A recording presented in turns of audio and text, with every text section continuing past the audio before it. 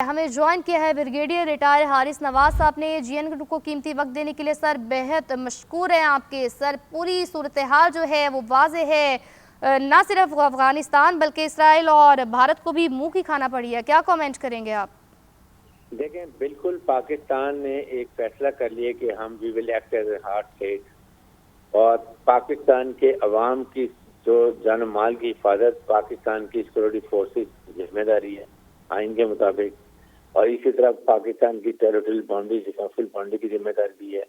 और field marshal Syed Asim Munir chief of defence forces है, उन्होंने तहैया किया हुआ है कि इसमें हम कभी कोई कसर नहीं आने देंगे। और यही हमने इंडिया को मार्केट में बयान मसूद से बता दिया कि अगर आप हमारी तरफ कोई मैन्यूअल देखेंगे हम आपकी आंखें निकाल देंगे। और हमने 2 दिन में इनको शिकस्त फाश दी और इनको मुंह काला किया, दुनिया में इनकी बेइज्जती करके रख दी। इनको समझ आनी चाहिए कि क्या अब ये जो ऑपरेशन 2 ट्राई कर रहे हैं, संदूर 2, और ये जो नरेंद्र मोदी बैठा हुआ है इसराइल में, वहाँ ये और नेतन्याहू बैठ के दोनों ये एक साजिश कर रहे हैं। ये दूसरा ऑपरेशन में नाकाम हो चुका है इनका। जो हमने इनका हाल किया है, अफगान तालिबान को बड़े अच्छी तरह पता चल गया है। इनकी हमने तकरीबन 30 पोस्टें तबाह कर दी हैं, कितनी पोस्टों में हमने कब्जा कर लिया है। इनके 80 के करीब टैंक गन हमने वो तक तबाह कर दी है। उसके बाद इनके 3 कोर हेडक्वार्टर तबाह किए हैं, 3 बटालियन हेडक्वार्टर उड़ा दिए हैं।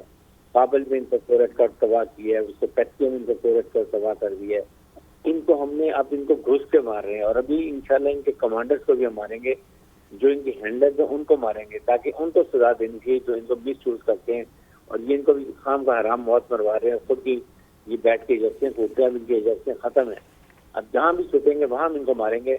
और साथ में जो ऑपरेशन जारी रहेगा जब तक अफगान तालिबान रजीम को एटलीस्ट इन राइटिंग एक्सेप्ट नहीं करते हैं आइंदा हम अपने एरिया को किसी के खिलाफ इस्तेमाल नहीं करने देंगे। इसके लिए चाहे वो सऊदी अरब के पास जाएं, कतर के पास जाएं, तुर्की के पास जाएं, जहाँ भी जाएंगे वो गारंटर साइन करेंगे आइंदा ये हम गारंटी देते हैं कि आगे करनी करेंगे। उसके बाद हम सीज फायर की बात करेंगे। उससे पहले हम इनको सॉर्ट आउट करते रहेंगे। इनकी कमर तोड़ के रख दी है हमने और तोड़ेंगे ताकि उठने के काबिल ना रहे।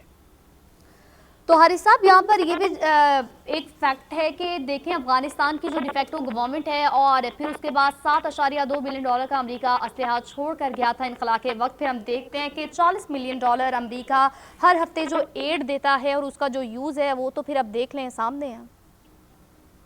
यही बात पाकिस्तान में चाहिए कि अब देखें हमारा स्टेचर बड़ा हाई है। हमारे फील्ड मार्शल की अमेरिकन प्रेसिडेंट ट्रम्प बड़ी तारीफ करते हैं, हमारे प्राइम मिनिस्टर की तारीफ करते हैं। तो we should talk to American. उनको बताना चाहिए कि आप $7.2 बिलियन का वेपन एम्यूनिशन छोड़ के आए हैं। उसके बाद आप जो इतनी ज्यादा तादाद में वहाँ पर ये, इसके अलावा आप इनको $40 बिलियन के करीब आप हर हफ्ते इनको फाइनेंशियल सपोर्ट करें, ये बंद करें। ये जितना पैसा है ये सारा टेररिज्म की दूसरी टेररिस्ट ऑर्गेनाइजेशन की तरफ जा रहा है और वो इससे अपने लोगों को तनख्वाहें भी देते हैं, पैसे भी देते हैं और यशियां भी कूट रहे हैं और ये टेररिज्म भी इस्तेमाल होता है। इसलिए मैं ये बात करता हूँ ये वक्त आ गया कि इसमें हमने इसके लिए कुछ ना कुछ करना पड़ेगा और ये बहुत जरूरी है। क्योंकि जब तक इसको हम ये चीजें बंद नहीं होगी ये टेररिज्म खत्म नहीं होगा।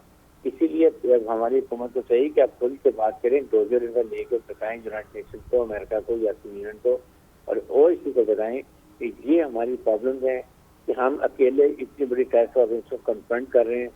आज हम कर रहे हैं, कल को ये दोबारा ये ग्लोबल को भी थ्रेट होगा।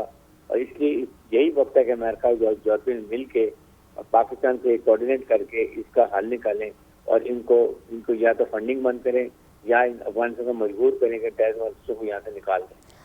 वो कहते हैं ना कि जिस पर एहसान करो उसके शर से बचो। तो हम भी यही देख रहे हैं कि एहसान फरमोशी का आलम पूरी दुनिया के सामने है। कई दहाइयों तक हमने अफगानी बहन भाइयों को अपनी सरजमीन दी और देखें कि अब ये क्या कर रहे हैं।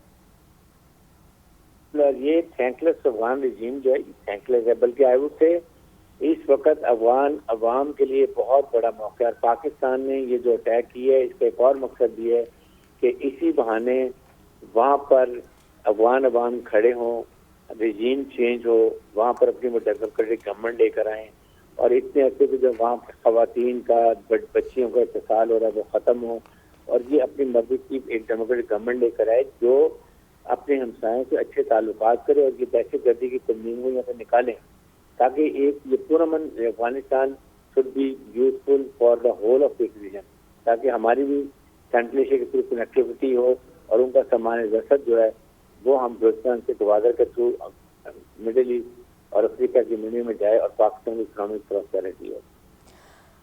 तो यहाँ पर आपसे ये भी जानना चाहूँगी कि इस वक्त हमले जो किए गए हैं वो काबुल रजीम की जानिब से ये हमले किए गए हैं, फिर उसके बाद अब हम देखते हैं कि इस टाइम पर GDI और जो डिपार्टमेंट ऑफ डिफेंस है मुल्ला याकूब और इसकी इंटेलिजेंस के दरमियान उसमें एक रिफ्ट है। बिल्कुल रिफ्ट है, कंधार में और काबुल में रिफ्ट है, और यही मौका है कि जब वहाँ तालिबान खड़े हों तो ये जो मुल्ला याकूब एंड कंपनी है ये जाहिर उनको सपोर्ट करेगी, और ये इलीगल लुटेरे जो हैं, जो गुजर की कातिल हैं, इनका ये हुकूमत खत्म हो जाएगी और एक डेमोक्रेटिक गवर्नमेंट अफगान अवाम की मर्जी के मुताबिक आएगी। तो वहाँ पर बड़ा अमन होगा। वो हुकूमत सिर्फ अपने आवाम के लिए, उनकी इंसानी हकूक़ के लिए, उनके डेवलपमेंट के लिए, रिकन्स्ट्रक्शन के लिए, ख़वातीन के हकूक़ के लिए, लड़कियों के हकूक़ के लिए, हर एक के लिए काम करें जब अफगानिस्तान में अमन हो। जो पिछले 4-5 दहाइयों से बेचारे जिंदगी से गुजर रहे हैं, अब ये वक्त आ गया कि इसका फ़ायदा उठाएं और अपनी मर्जी के हुकूमत देखें। जी बिल्कुल, बड़ी खूबसूरती के साथ आपने इस तमाम सिचुएशन का अहाता किया है। हमारे साथ मौजूद थे ब्रिगेडियर रिटायर हारिस नवाज साहब। GNN को कीमती वक्त देने के लिए सर बेहद मशकूर हैं आपके। अफगान तालिबान की बिला इश्तियाल कार्रवाइयों के खिलाफ पाकिस्तान का ऑपरेशन ग़ज़्व-उल-हक़ जो है वो जारी है।